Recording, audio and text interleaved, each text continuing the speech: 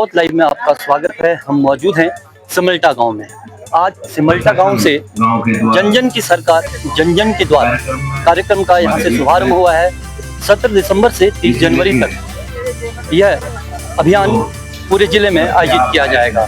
आप मेरे सामने में देख सकते हैं, जिलाधिकारी महोदय जमीन में बैठकर ग्रामीणों की समस्याएं सुन रहे हैं और मेरे चारों तरफ जो है 20 से 30 स्टॉल यहाँ पर लगाए गए हैं, जिसमें स्थानीय ग्रामीण अपनी समस्याओं को रख रहे हैं और योजनाओं की जानकारी ले रहे हैं। यह चंपावत मुख्यालय से लगभग 4 किलोमीटर दूर ये गांव है। सिमल्टा एक आदर्श गांव है और सिमल्टा एक न्याय पंचायत है और आसपास के गांव के लोग यहाँ पर आए हुए हैं और इस शिविर का लाभ ले रहे हैं। सिमल्टा गांव के प्रधान गिरीश पालीवाल जी से जानते हैं कि जो ये जन जन की सरकार जन जन के द्वार ये अभियान जो चलाया गया है, जिसके तहत यहाँ पर शिविर लगाया है। इस शिविर में इन्होंने क्षेत्र की तमाम समस्याएं रखी हैं। तो पालीवाल जी, क्या क्या समस्याएं अभी आपके इस न्याय पंचायत और इन तमाम ग्राम पंचायतों में हैं और जिसको लेकर आपने अभी जिलाधिकारी को प्रस्ताव ज्ञापन दिया है? ये जो कार्यक्रम सरकार के द्वारा चलाया गया है, जन जन की सरकार जन जन के द्वार, इसके अंतर्गत आज प्रथम दिवस में हमारी न्याय पंचायत सिमल्टा के ग्राम पंचायत कांडा सिमल्टा के खेल प्रांगण में जो ये कार्यक्रम हो रहा है, इसके लिए मैं सर्वप्रथम सरकार को और हमारे अधिकारियों को धन्यवाद देना चाहूंगा कि वो प्रथम दिवस में ही हमारी न्याय पंचायत में उपस्थित थे। और जो ये कार्यक्रम हो रहा है, इसमें मैंने जिलाधिकारी को जी महोदय को अपनी ग्राम पंचायत सिमल्टा कांडा की मुख्य समस्याओं से अवगत कराते हुए ज्ञापन दिया है, जिसमें मैंने मुख्य यहाँ की समस्याएं रखी है। उसमें जो मुख्य समस्याएं हैं, पेयजल, सड़क और घेर बाढ़ से संबंधित है। सर, यहाँ सड़क अभी डामर थोड़ा उखड़ गया है, तो उसमें दोबारा डामरीकरण की आवश्यकता है। और कुछ तो पेयजल की समस्या है, क्योंकि यहाँ की लाइनें बहुत पुरानी है और क्या कहते हैं, ये एक हमारे यहाँ जो पहले खेती होती थी, आलू गेहूं की मुख्य केंद्र था, वो जंगली जानवरों की वजह से चौपट हो गया है, तो उसमें घेरबंदी की बहुत बड़ी आवश्यकता है। तो पालीवाल जी, जैसा कि मुख्यालय के निकट का एक गाँव है, तो यहाँ पलायन की क्या स्थिति है? और जैसा कि अन्य ग्रामीण क्षेत्रों में हम देखते हैं कि वहां से लगातार पलायन हो रहा है, तो अभी गांव की क्या स्थिति है पलायन? सर, पलायन हमारे यहाँ जो भी हुआ था, वो अटल आदर्श ग्राम के अंतर्गत जो 2009-10 में सड़क निर्माण हुआ था, उससे पहले ही हो चुका था। जब से सड़क निर्माण हुआ, उससे हमारे यहाँ नए नए परिवार बसे हैं। नई जमीन की खरीदारी की वजह से जो भी पड़ा है, पलायन तो रुक गया है सर। और लेकिन ये खेती की जो समस्या हो रही है, चौपट हो रही है खेती बाड़ी, इसके ऊपर थोड़ा ध्यान देने की आवश्यकता है घेरबाड़ के लिए, जो कि खेती के प्रति किसानों का रुझान कम होते जा रहा है, दोबारा से खेती शुरू हो सकेगी। आप देख सकते हैं कि मुख्यालय के बगल का ये गांव है और यहाँ पर अभी भी तमाम समस्याएं विद्यमान हैं। यहाँ अभी पेयजल योजनाएं जो बनी हुई थी पूर्व में, वो पुरानी हो चुकी हैं।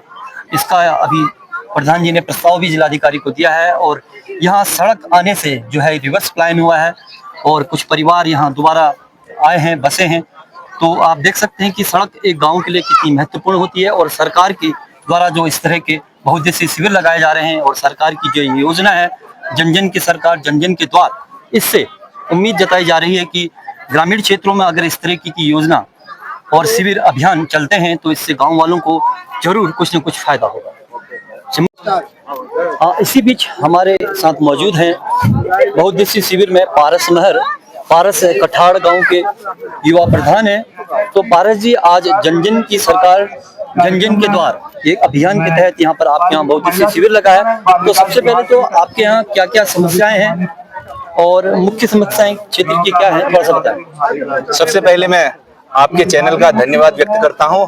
और आज जो जन जन की सरकार जन जन के द्वार कार्यक्रम प्रदेश के लोकप्रिय मुख्यमंत्री और चंपावत के लोकप्रिय विधायक श्री पुष्कर सिंह धामी जी के निर्देशानुसार हमारी ग्राम पंचायत में आयोजित हुआ है, मैं इसके लिए माननीय मुख्यमंत्री जी का आभार प्रकट करता हूं। और आज हमारे सौभाग्य की बात है कि पहला कार्यक्रम हमारे ही ग्राम पंचायत में हो रहा है, जिसकी अध्यक्षता चंपावत के युवा जिलाधिकारी श्री मनीष कुमार जी कर रहे हैं। और यहाँ पर सभी विभागों के स्टॉल यहाँ पे लगे हैं और गांव के लोगों को काफी अधिक सुविधाएं यहाँ मिल रही है। और मैंने जिलाधिकारी महोदय के सामने में अपने क्षेत्र की सबसे महत्वपूर्ण रोड रखी है, जिसमें कमेला गांव से काड़ा गांव तक सड़क निर्माण कार्य और कठाड़ गांव से सिमल्टा तक सड़क लिंक मार्ग और दूध पोखरा से काड़ा सिमल्टा तक एक लिंक मार्ग की मांग यहाँ पे रखी है। और जिलाधिकारी महोदय द्वारा मुझे पूरा भरोसा दिया गया कि शीघ्र ये तीनों सड़कें हम जल्द से जल्द जोड़ेंगे गांव को। और उसके साथ ही हमारे क्षेत्र से ही पूरे चंपावत क्षेत्र के लिए पानी जाता है। यहाँ का स्रोत दूधाधारी और कुर्म झील है, यहाँ से पूरे चंपावत शहर के लिए पानी जा रहा है। लेकिन दुर्भाग्य की बात है कि हमारे क्षेत्र को अभी पानी की काफी दिक्कतें चल रही है। तो मैंने जिलाधिकारी महोदय के सामने में पेयजल की समस्याएं रखी है, युवाओं के लिए खेल मैदान की यहाँ पे मांग की गई है और ओपन जिम हम क्योंकि आज प्रदेश के लोकप्रिय मुख्यमंत्री जी का भी प्रयास है कि हर प्रत्येक एक पंचायत में हर गांव तक एक ओपन जिम लगाया जाए, जिससे कि युवा फिट रहे और नशे से मुक्त रहे। धन्यवाद जी। आप देख सकते हैं कि जो पारस जी जिस गांव के प्रधान हैं, उस गांव में भी पेयजल की समस्या है और युवाओं की तरफ से उन्होंने यहाँ खेल मैदान की मांग की है, जिसको लेकर जिलाधिकारी को ज्ञापन दिया है और कुछ सड़कों की भी उनके द्वारा यहाँ पर मांग रखी गई। तो पारस जी, आपके यहाँ पलायन को लेकर क्या स्थिति है? क्या गांव में ही लोग रोजगार कर पा रहे हैं या अभी कहीं बाहर रोजगार करते हैं? तो क्या है स्थिति? पलायन होने का सबसे मुख्य कारण जो है वो है यहाँ जंगली जानवरों का इतना आतंक हो चुका है कि घेराबंदी की समस्याएं भी अभी जिलाधिकारी के सामने रखी थी।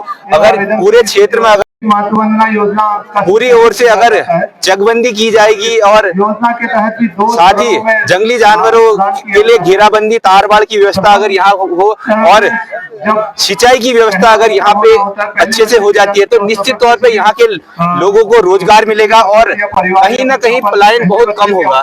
जी बिल्कुल, आप देख सकते हैं कि पारस जी का साफ तौर पर कहना है कि जंगली जानवरों का आतंक है और घेरबाड़ की अत्यंत आवश्यकता है। ट्राउट की फार्मिंग आप से कर रहे हैं और काफी अच्छा उत्पादन आपके यहाँ होता है। इसी के साथ ये हमारे साथ एक कठाड़ गांव के प्रधान पारस महल जी, इन्होंने अपने क्षेत्र की समस्याएं रखी और उम्मीद है कि जो ये शिविर लग रहे हैं और सरकार की जो ये अभियान है जन जन की सरकार जन जन के द्वार, उससे क्षेत्रवासियों को जरूर लाभ मिलेगा। बहुत बहुत धन्यवाद।